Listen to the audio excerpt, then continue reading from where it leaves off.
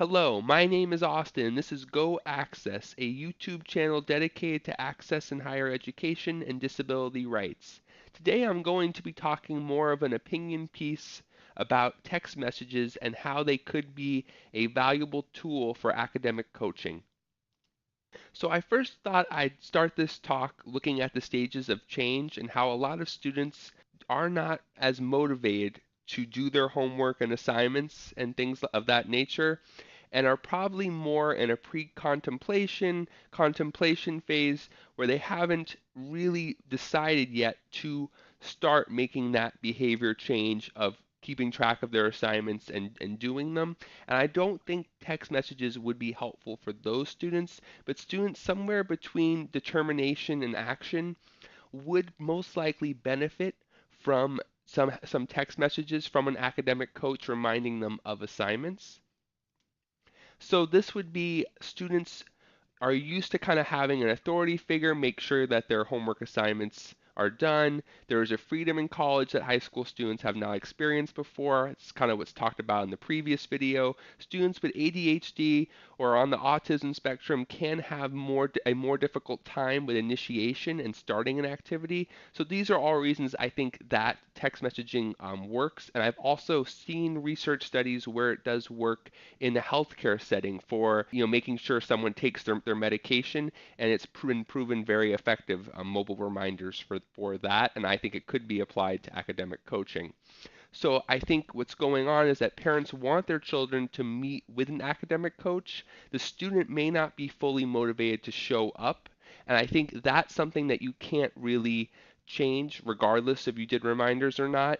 But the student and the academic coach can develop a plan for the week, and the student may not follow through with that plan. Again, that student may be in the determination phase, not approaching action quite yet, and may not get all their assignments completed.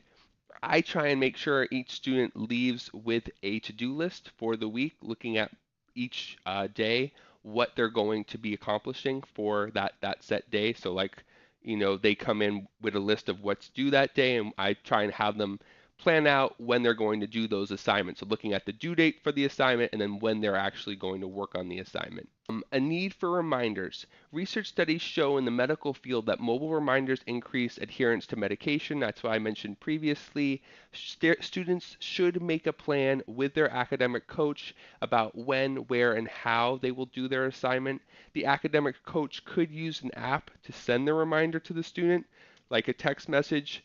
A lot of reminders from colleges and universities are still email based. The emails are not read by the student. I think that's really key that students are not checking their emails for appointments or deadlines. They're not looking at it.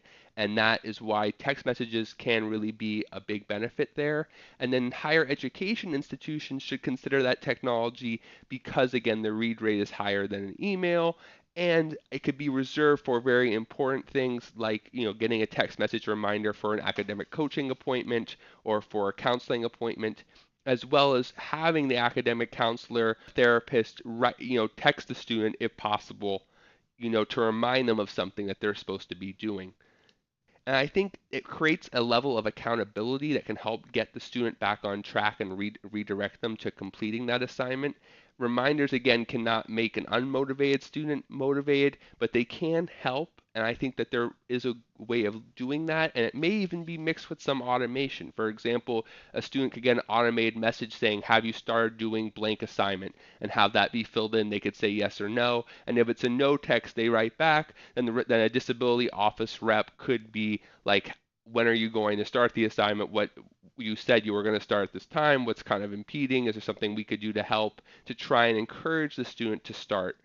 And I think an example could be a student with ADHD who's having a hard time starting assignments. They get a reminder that they said they were going to study in the library at 3:30 for history assignment. Maybe they get the reminder at 3 or 3:30, and then they realize, okay, I gotta go. And getting a text from their disability office may help them. It may make them have that sense of accountability that someone's really looking out for me and that I should be following through.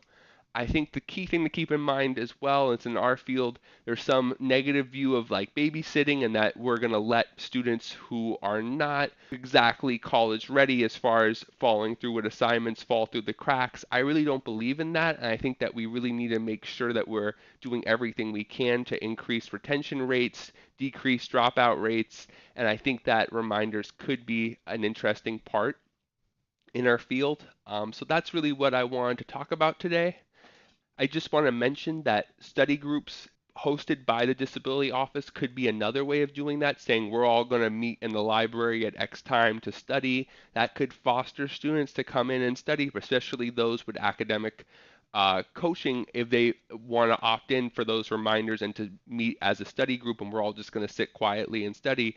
That structured time of showing up there could help students get their assignments done and stay in college.